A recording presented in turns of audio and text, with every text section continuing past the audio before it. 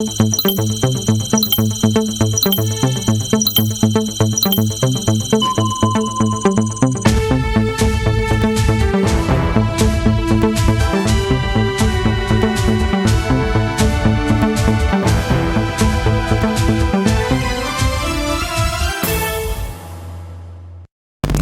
frontières terrestres et maritimes au Burkina sont fermées depuis exactement une année, conséquence de la crise sanitaire Covid-19 qui en engendre une autre très sévère, paralysie de l'économie à certains endroits.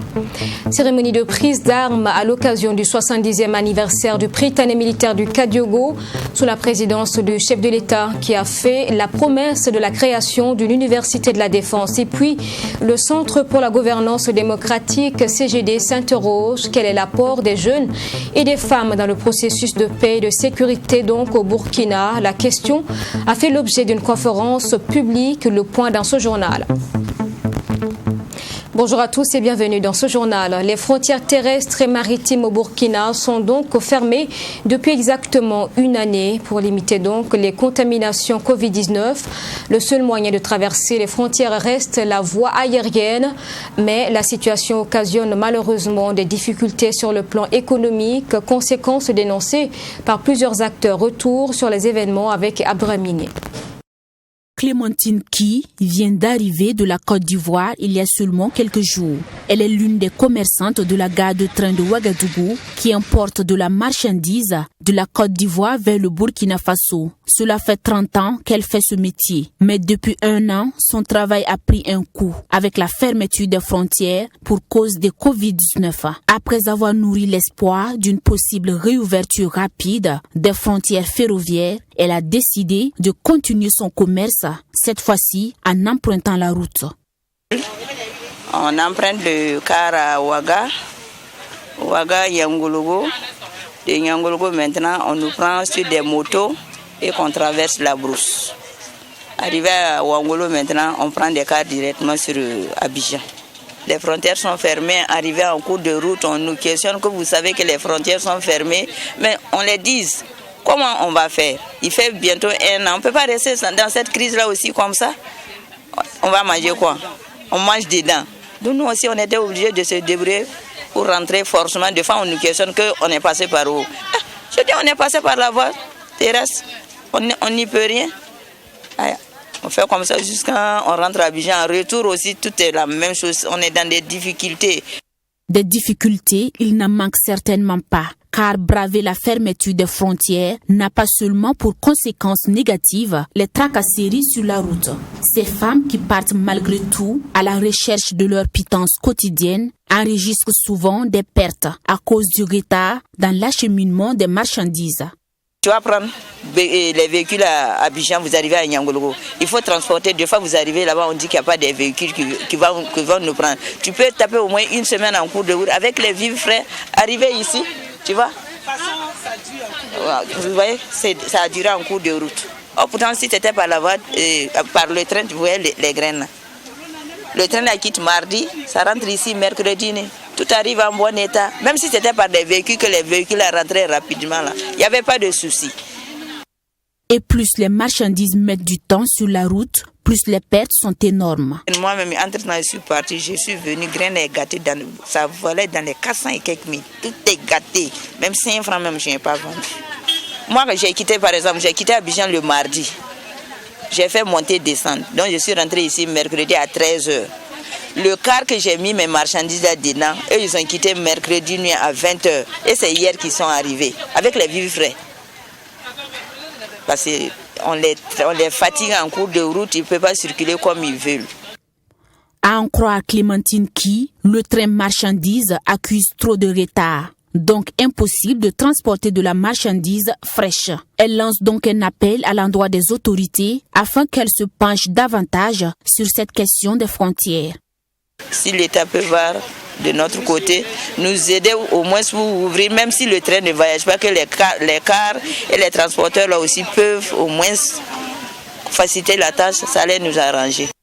C'est aussi grâce à elle que de nombreuses femmes tiennent toujours leur commerce malgré cette situation de pandémie et son lot d'interdits. Cette dernière plaide également pour la réouverture des frontières. Les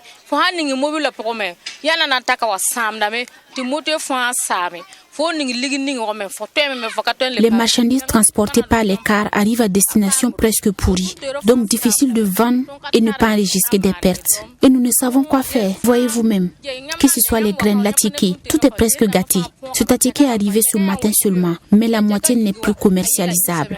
Donc c'est vraiment dur pour nous. Si les autorités peuvent vraiment nous aider, cela va beaucoup nous faire plaisir. Ça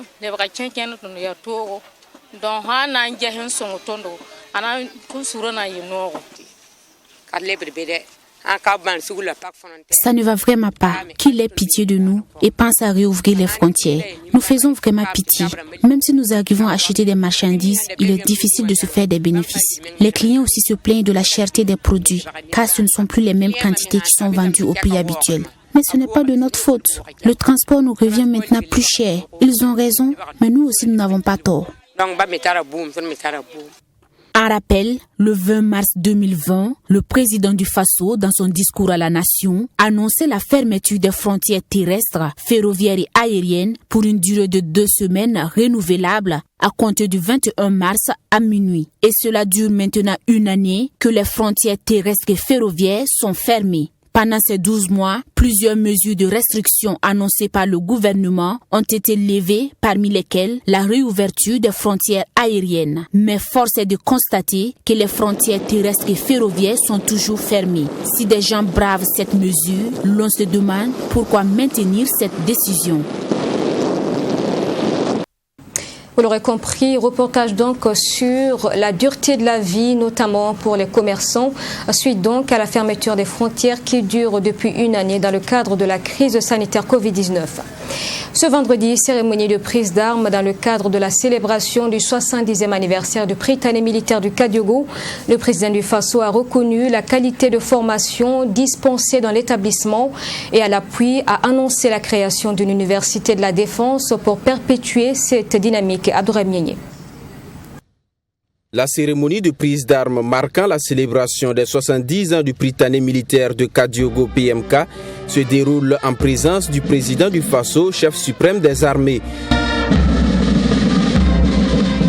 Une cérémonie marquée par des décorations, des défilés de différentes troupes et aussi des discours. Dans son intervention, le ministre de la Défense nationale et des anciens combattants fait des éloges du PMK et soulève la nécessité de permettre aux pensionnaires de l'école de poursuivre des études supérieures dans le même cadre.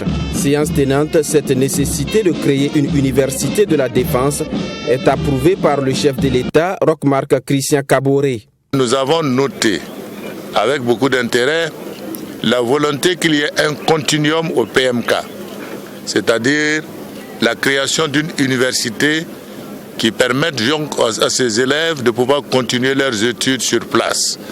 Et je voudrais rassurer que le gouvernement prendra toutes les dispositions pour qu'elle soit ainsi et que nous puissions faire de cet établissement, comme je l'ai toujours dit, un établissement d'excellence, un creuset pour l'élite intellectuelle de notre pays, élite aussi bien militaire que civile, puisque vous savez que tout ce qui passe par le PMK ne sont pas forcément militaires. Placé sous le thème le Prytanée militaire de Kadiogo, 70 ans d'excellence au service du Burkina Faso et des pays amis, cette célébration est une occasion de réfléchir sur des perspectives afin que l'école continue de mieux contribuer au développement du capital humain. Ce 70e anniversaire constitue pour les enfants de troupe une occasion de se retrouver non seulement, mais aussi et surtout, l'opportunité de poser des réflexions sur l'avenir de cette école. Si l'après-PMK a toujours été un sujet majeur pour les enfants de troupe, cette question se pose aujourd'hui avec davantage d'acuité au regard de l'évolution du contexte sécuritaire et des besoins des forces armées nationales, en particulier, et de notre pays en général, en ressources humaines de qualité. C'est l'un des défis majeurs à moyen terme et nous fondons l'espoir que le projet du Continuum, porté par les plus hautes autorités de notre pays, se concrétisera pour permettre une exploitation optimale des dividendes de la formation au Prytanée militaire de Kadiogo. De 1951 à 2021, le Prytanée militaire de Kadiogo a formé plus de 3600 enfants de troupes, selon le commandant Diawari. Pour lui, l'école reste une référence en matière d'excellence scolaire dans la sous-région. C'est pourquoi des anciens encadreurs de l'école ont vu leur mérite reconnu et salué à travers des décorations. Le Centre pour la gouvernance démocratique au Burkina, CDD, a tenu une conférence publique samedi dernier. Les échanges ont porté sur la place des jeunes et des femmes dans la réalisation d'une paix et d'une sécurité durable au Burkina. Compte rendu Chérif Yanogo avec la voix de Nadine Zongo. Amener la jeunesse et les femmes à s'engager activement dans la recherche de la paix. C'est l'objectif principal du Centre pour la gouvernance démocratique au Burkina Faso, CGD, à travers cette conférence publique.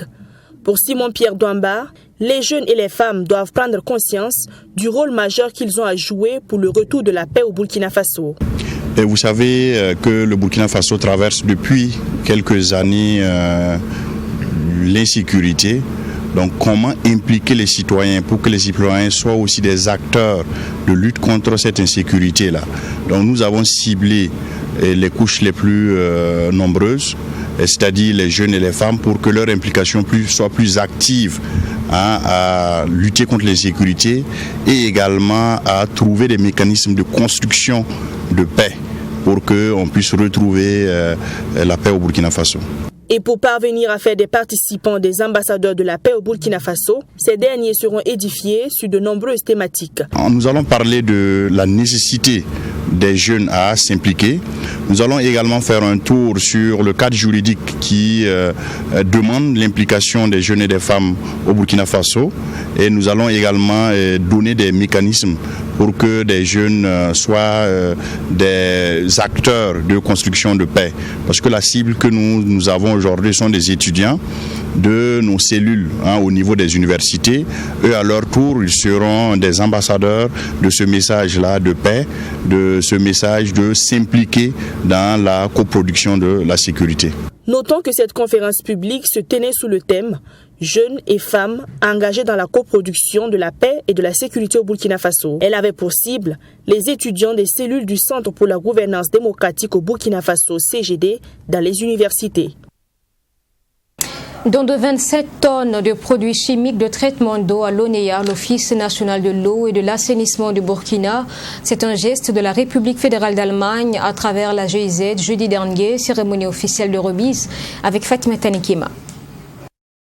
La République fédérale d'Allemagne soutient le plan de riposte du Burkina Faso contre le Covid-19 à travers l'Office national de l'eau et de l'assainissement, ONEA. Un soutien traduit par un don d'une valeur de 32 millions de francs CFA en produits chimiques de traitement d'eau.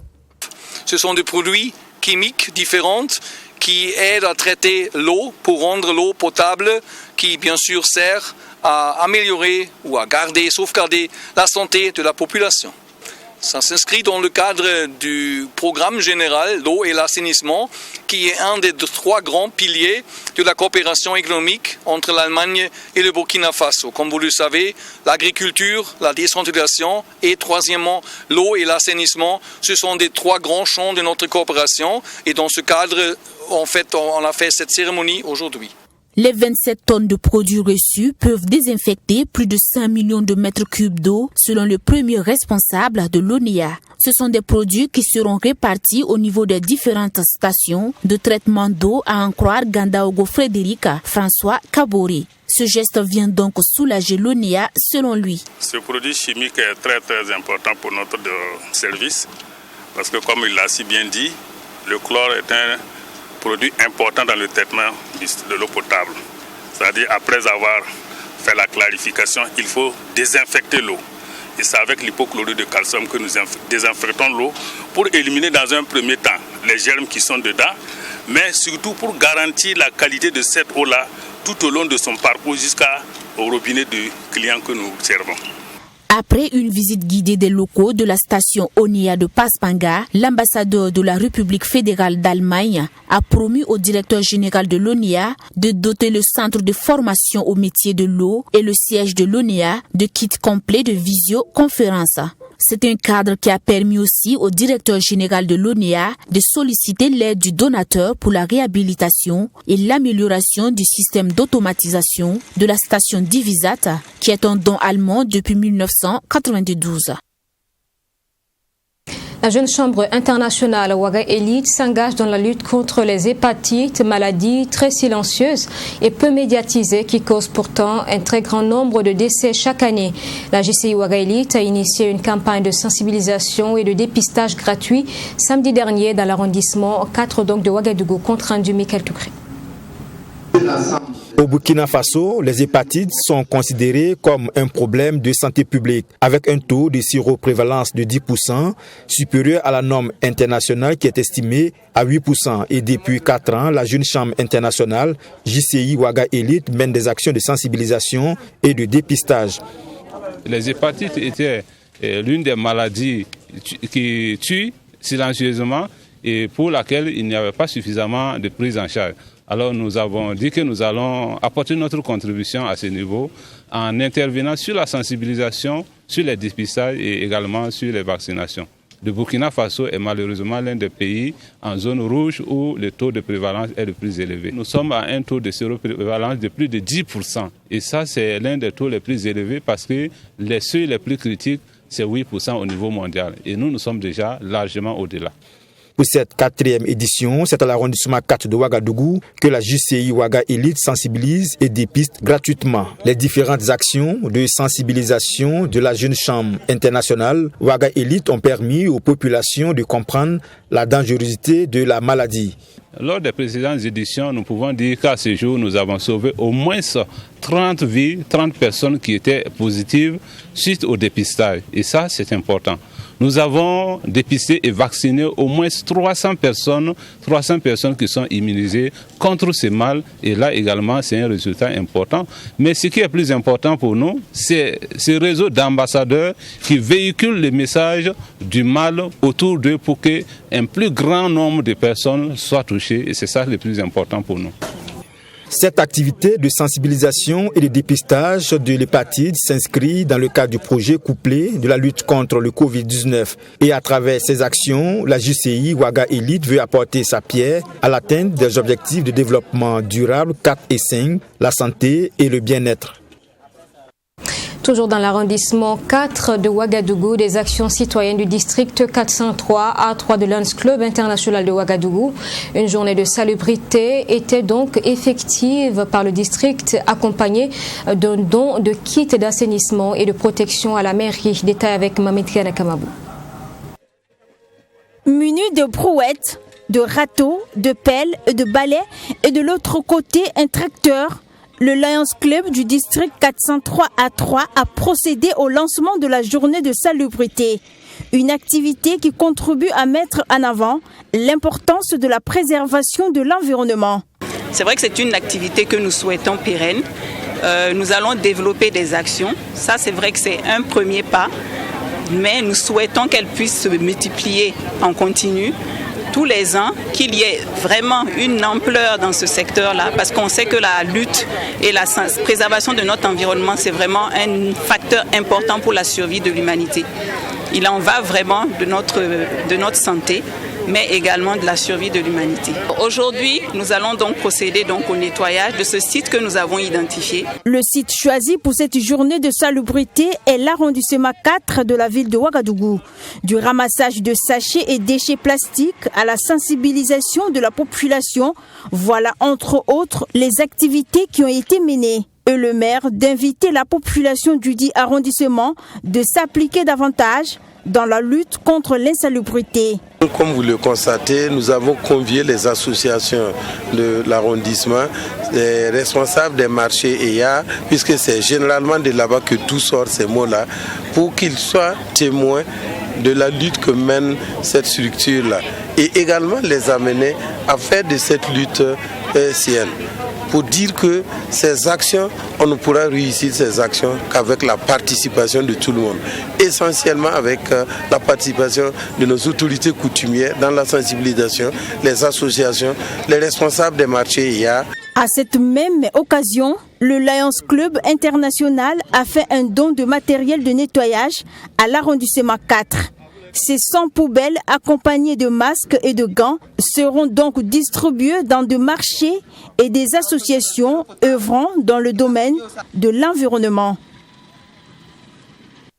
Cérémonie de clôture ce vendredi de la formation à risque management initiée par l'audit Conseil et Services du Burkina. La rencontre a réuni 8 cadres de sociétés et banques avec un taux de réussite de 5%. Chérif Yanogo avec la voix de Abraham Migné. Les 3 jours de formation au profit des cadres de sociétés et des banques visent à permettre à ces cadres de minimiser les risques du management. Une initiative de l'Audit Conseil et Services Burkina SA et ses partenaires. Selon la formatrice, cette formation au profit de ces hommes et femmes est indispensable pour une meilleure gestion des risques liés au management. À travers cette formation, on a pu présenter, expliquer des outils pratiques qui leur permettent, que ce soit de faire leur matrice de risque, d'implémenter la cellule et également de faire évoluer leur matrice de risque, surtout pour les banques. Donc, ce qu'il faut encore signaler, qu'à travers cette formation, les participants ont eu les connaissances et les acquis nécessaires pour mieux structurer leur démarche. C'est une démarche de mise en place de risk management de façon technique, scientifique et surtout très pratique. Le directeur général de l'Audit Conseil et Services Burkina félicite déjà les participants et les invite à poursuivre la formation dans ce domaine. La certification, c'est à plusieurs niveaux. Pour le moment, c'est les fondamentaux du risque qu'ils ont fait. Ils ont été acquis. Maintenant, ceux qui ont été déclarés admis et qui veulent poursuivre auront cette possibilité au cours des mois et années à venir d'aller vers une nouvelle certification. Nous avons jusqu'à 4 niveaux de certification pour atteindre le plus haut niveau. Déjà, nous félicitons ceux qui sont passés, qui ont réussi à l'examen. Ça suffit déjà même pour faire ces prestations, réaliser ces activités. Même dans la vie de tous les jours, c'est une formation qui est assez pratique, comme l'a dit la formatrice. Les participants, quant à eux, disent avoir bien assimilé les modules dispensés durant cette formation et promettent les mettre en pratique au profit de leurs entreprises respectives. Nous sommes face à un environnement mouvant et changeant où il y a beaucoup de menaces qui s'imposent aux sociétés. Ces connaissances nous permettront justement de renforcer nos capacités dans le domaine de la gestion des risques, de nous permettre d'avoir une vision beaucoup plus large, de mieux comprendre effectivement que le risque n'est pas seulement négatif, mais que le risque peut se transformer en opportunité. Il suffit juste de créer les conditions dans lesquelles nous pouvons évoluer positivement. Les participants à cette formation, 8 au total, ont tous reçu des attestations de participation. Une formation qui va se poursuivre dans plusieurs autres villes telles que Bobo-Dioulasso et Tunis. L'Audit Conseil et Services Burkina est une société d'expertise comptable et d'audit créée en 2009. Et puis une nouvelle œuvre littéraire sur le marché, Les Anges Cruels. Elle est de Benjamin Bouda, douanier de profession, passionné des lettres. Son premier roman a été dédicacé samedi dernier. Il y met en opposition le monde traditionnel à celui moderne qu'il juge en perte de valeur. Maxime Djenbombara. Issu d'une société traditionnelle troublée par des catastrophes naturelles où l'éducation et la cohésion sociale étaient au centre du vécu, Yembi fut dès son enfance traumatisé par le phénomène de la sorcellerie et l'impact de la culture étrangère. Yembi, c'est l'acteur principal et personnage imaginaire dont l'histoire est contée dans ce roman intitulé Les Anges Cruels. Benjamin Bouda, l'auteur, met en opposition le monde traditionnel et le monde moderne, où les citadins ont perdu le sens du respect en se plongeant dans un monde cruel. L'homme n'est plus le même. On dit que le monde a changé. Mais selon moi, le monde n'a pas changé. Le soleil est toujours là où il est. Aujourd'hui, si vous regardez les réseaux sociaux, vous allez voir des gens qui sont en train de qualifier de stars, qui peuvent inciter de manière des quoi à mourir. Et on les qualifie de stars. Moi, je pense que c'est contraire à nos coutumes. Et beaucoup de choses doivent être éradiquées. L'homme noir est perdu. Nous sommes en train de suivre le blanc qui nous amène dans un fossé. De la politique à l'excision, en passant par le mariage forcé, la perte des valeurs africaines, l'influence de l'Occident, l'éducation, plusieurs thèmes sont développés dans cette œuvre fiction dans laquelle l'auteur s'identifie également au personnage principal Yembi. Une œuvre de 180 pages écrite non sans difficulté. Bon, l'argent, c'est le nerf de la guerre. Problème financier d'abord. Et il y a un problème de temps aussi où j'ai pris le temps. Ça c'est que l'école primaire, moi particulièrement, je n'ai pas bossé. Quand j'écris, je sens que je ne suis pas cultivé. J'écris une phrase, je sens que vraiment, on dirait que je ne suis pas allé à l'école. Donc il fallait abattre fort, il fallait se battre et fouiller les bibliothèques de gauche à droite, comme il y a des bibliothèques à l'université. Voilà. Pour le parrain, cette œuvre romanesque est à saluer à sa juste valeur, en ce sens qu'elle contribue à la valorisation de la culture africaine. Avant, l'enfant, c'était un enfant de la société, ce n'était pas enfant de Pierre ou de Paul, c'était l'enfant de la société et la société contribuait à éduquer l'enfant. Je pense que c'est de ça que l'auteur parle dans son œuvre et si réellement la jeune génération s'approprie ces conseils, j'ose espérer un bon avenir pour la jeunesse de notre Burkina Faso. Natif de Bazin, dans la province du Zunwego, région du centre-sud, Benjamin Bouda a commencé l'écriture de cette œuvre en classe de 3e. Le douanier de profession entame ainsi une carrière d'écrivain à travers ce premier roman, Les Anges Cruels, et annonce d'autres projets à venir. Merci d'avoir suivi ce journal. Excellente semaine de travail à tous. Je vous retrouve demain à 13h.